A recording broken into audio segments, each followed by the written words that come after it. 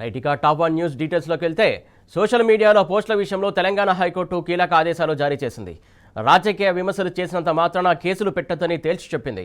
పరువు నష్టం కేసులో నేరుగా ఎఫ్ఐఆర్ నమోదు చేయకూడదని మెజిస్ట్రేట్ ఆశ్రయించాలని జస్టిస్ ఎన్ తుకారాంజీ సూచించారు. అరెస్టులు చేసే ముందు సుప్రీంకోర్టు మార్గదర్శకాలు పాటించాలని, రాజకీయ ప్రేరేపిత కేసుల్లో పబ్లిక్ ప్రాసిక్యూటర్ అభిప్రాయం తీసుకోవాలని తెలిపారు. నల్లబాలు అలియాస్ దుర్గం శశిధర్ గౌడ్పై నమోదైనటువంటి 3 కేసులను కొట్టివేసిన సందర్భంగా పోలీసులు మెజిస్ట్రేట్ కోర్టులకు పలు ముఖ్యమైన సూచనలు చేశారు. పరువు నష్టానికి సంబంధించినటువంటి ఫిర్యాదులపై పోలీసులు నేరుగా ఎఫ్ఐఆర్ నమోదు చేయకూడదని, బాధితులను మెజిస్ట్రేట్ని ఆశ్రయించాలని సూచించారు. ప్రతి సందర్భంలోనూ యాంత్రికంగా అరెస్టులు చేయకూడదన్న జస్టిస్ తుకారాంజీ ఆనేష్ కుమార్ వర్సెస్ బీహార్ కేసులో సుప్రీంకోర్టు ఇచ్చినటువంటి మార్గదర్శకాలను తప్పక పాటించాలని ఆదేశించారు. ఫిర్యాదు రాజకీయ ప్రేరేపితమైనటువంటిదే లేదా పనికిమాలినదా అనే తేలిన తర్వాతే దర్యాప్తునకు కారణాలు లేవంటూ పోలీసులు కేసును మూసివేయాలని సూచించారు. తీవ్ర నేర ఆరోపణలు ఉన్నటువంటి మాత్రమే పోలీసులు కేసు నమోదుకు ముందు ప్రాథమిక విచారణ జరిపి అందులో చట్టబద్ధమైనటువంటి అంశాలు ఉన్నాయో లేవో నిర్ధారించుకోవాలని స్పష్టం చేసింది. ఎటువంటి చట్టబద్ధమైనటువంటి ఆధారాలు లేకుండా కేవలం రాజకీయ విమర్శలపై కేసులు పెట్టకూడదని, హింస, ద్వేషం లేదా అశాంతిని ప్రేరేపించే ప్రాథమిక ఆధారాలు ఉంటే తప్ప ఈ అంశాలకు సంబంధించి కేసులు నమోదు చేయకూడదని తెలిపింది. ఒక పోస్టు లేదా ప్రసంగం హింసను ప్రేరేపించేలా లేదా శాంతి భద్రతలకు తక్షణం ముప్పు కలిగించేలా ఉన్నప్పుడు మాత్రమే చట్టాన్ని అమలు చేయవచ్చని వెల్లడించింది.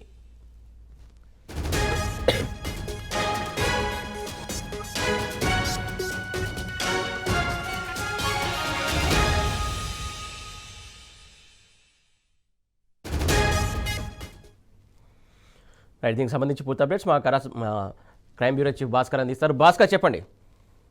రేవంత్ సర్కార్ కు హైకోర్టులో గట్టి ఎదురు దెబ్బ తగిలిందని చెప్పుకోవచ్చు. సోషల్ మీడియాలో తమ అభిప్రాయాన్ని వ్యక్తం చేస్తున్నటువంటి అనేక మంది యువకులపైన, విద్యార్థులపైన తప్పుడు కేసులు పెడుతున్నటువంటి రేవంత్ రెడ్డి సర్కార్ కు ఇవాళ హైకోర్టు చాలా చెంపదెబ్బ పెట్టేటువంటి ఆన్సర్ ఇచ్చింది. నిన్న జరిగినటువంటి నల్లబాలు కేసుకు సంబంధించి 3 పిటిషన్లకు సంబంధించి అక్రమంగా తమపై కేసులు నమోదు చేసి నిర్బంధించాలనేటువంటి అంశంపై ఆయన పిటిషన్ వేయడం జరిగింది. పిటిషన్ లో ఆ విచారణ సందర్భంగా చాలా కీలక వ్యాఖ్యలు చేసింది హైకోర్టు. సోషల్ మీడియాలో పోస్టుల విషయంలో హైకోర్టు చేసినటువంటి ఆదేశాలు ఇవాళ చాలా సమాజంలో కామన్ మ్యాన్కి ఎక్కడైనా న్యాయం దొరకకుండా ఉంటే ఈ 4 పాదాల మీద నడిచేటువంటి వ్యవస్థలో న్యాయస్థానంలో మాత్రం ఖచ్చితంగా చేరికి న్యాయం దొరుకుతున్నటువంటి స్పష్టంగా కనిపిస్తుంది. రాజకీయ విమర్శలు చేసినంత మాత్రాన కేసులు పెట్టొద్దనేటువంటి అంశాన్ని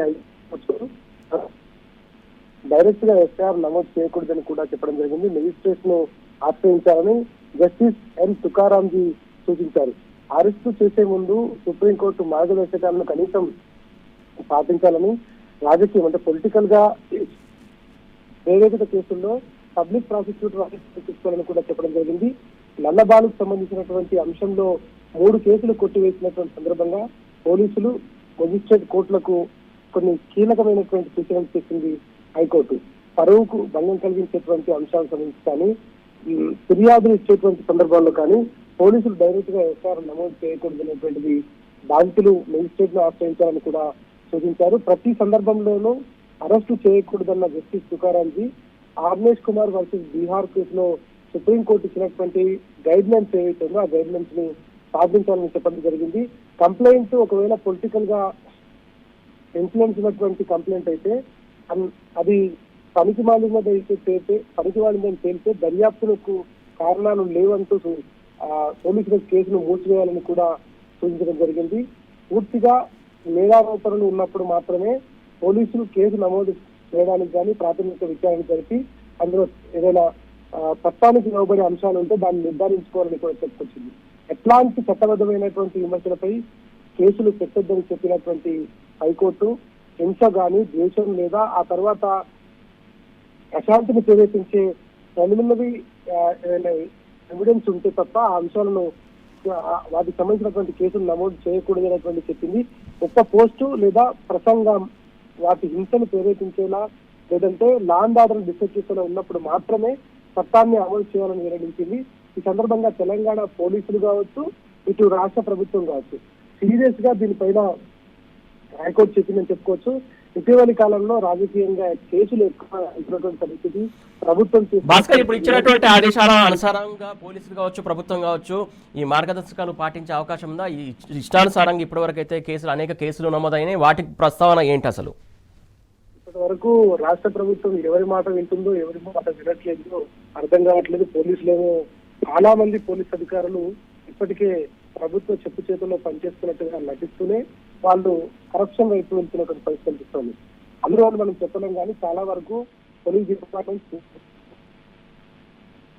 నాయకుల అండదండలతో డబ్బుల పరమావధిగా పనిచేస్తున్నటువంటి పరిస్థితి కనిపిస్తుంది. ఎక్కడికక్కడ సామాన్యులకు పనిచేయాలన్నటువంటి అంశాన్ని పక్కన పెట్టారు. కాబట్టి ప్రభుత్వం పోలీసులు రెండూ కలిసి ఇవాళ రాష్ట్రంలో ఒక రాచరిక పాలన కొనసాగిస్తున్నటువంటి పరిస్థితి కనిపిస్తోంది. ఇప్పటికైనా కోర్టు చెప్పినటువంటి ఆదేశాలను పాటించకపోతే నల్లబాలు విషయంలో హైకోర్టు తీసుకున్నటువంటి సీరియస్ ఏవైతే వ్యాఖ్యలు ఉన్నాయో ఆ వ్యాఖ్యలు పొద్దున అన్ని కోర్టులలో ఇట్లాంటి వ్యాఖ్యలు జరిగేటువంటి అవకాశం కూడా లేకపోలేదు. ఎందుకంటే చట్టం అందరికీ సమానంగా ఉండాలి. కామన్ మ్యాన్ కి ఖచ్చితంగా న్యాయం చేసేలాగా న్యాయస్థానాలు ఇవాళ పనిచేస్తున్నటువంటి పరిస్థితి తెలంగాణ రాష్ట్రంలో చక్కగా కనిపిస్తుంది. ఎందుకంటే గవర్నమెంట్ లేదు కాబట్టి గవర్నమెంట్ కు సంబంధించినటువంటి దాంట్లో పూర్తిగా బాధ్యులైనటువంటి అధికారులు కావచ్చు, పోలీసులు కావచ్చు, డిపార్ట్మెంట్ కావచ్చు, వీళ్ళందరూ తప్పుడు కేసులు పెడుతూ ప్రభుత్వం ఎక్కిపోతున్నటువంటి సందర్భంలో హైకోర్టులు చివాట్లు పెట్టిన ఇప్పటికి అనేక సార్లు నల్లబాల విషయం కాకుండా కౌశిక్ రెడ్డి విషయంలో కావచ్చు, గెలుసు విషయంలో కావచ్చు, సుమన్ విషయంలో కావచ్చు, ఇతర ఎర్రల శ్రీనివాస్ విషయంలో కావచ్చు, ఇతర ఎమ్మెల్యేల విషయంలో కావచ్చు, మాజీ ఎమ్మెల్యేల విషయంలో కావచ్చు, ప్రభుత్వం పోలీసులు అనవసరంగా కేసులు పెట్టి వాళ్ళని ఇబ్బంది పెట్టే ప్రక్రియ కొనసాగిస్తుంటే కోర్టులు దాంట్లో ఎంతవరకు సీరియస్నెస్ ఉంది, అది నిజంగా సీరియస్ ఉన్నటువంటి అంశమా కాదా అనేటువంటి నిర్ధారించుకోవాల్సినటువంటి పోలీసులు దాన్ని ఆలోచించుకొని ఇట్లాంటి వ్యవహారం కొనసాగిస్తే వాళ్ళ వృత్తికే అన్యాయం చేసిన అవుతారనేటువంటి సంకేతాన్ని హైకోర్టు ఇచ్చింది. కాబట్టి రానున్న రోజుల్లో ఇప్పటికైనా ఈ జరుగుతున్నటువంటి పరిణామాలను గుర్తించుకుని రానున్న రోజుల్లో పోలీస్ డిపార్ట్మెంట్ దీన్ని గుర్తుపెట్టుకుంటే భవిష్యత్తులో మంచి పరిణామాలు ఉంటాయి. లేదంటే ఖచ్చితంగా ఇట్లాంటి వాటికి హైకోర్టు నుంచి ఎదుగుదల తగలకు మానదనేటువంటి మాత్రం తెలంగాణ ప్రజలందరూ చెప్తున్నటువంటి పరిస్థితి కనిపిస్తుంది. Thank you Bhaskar.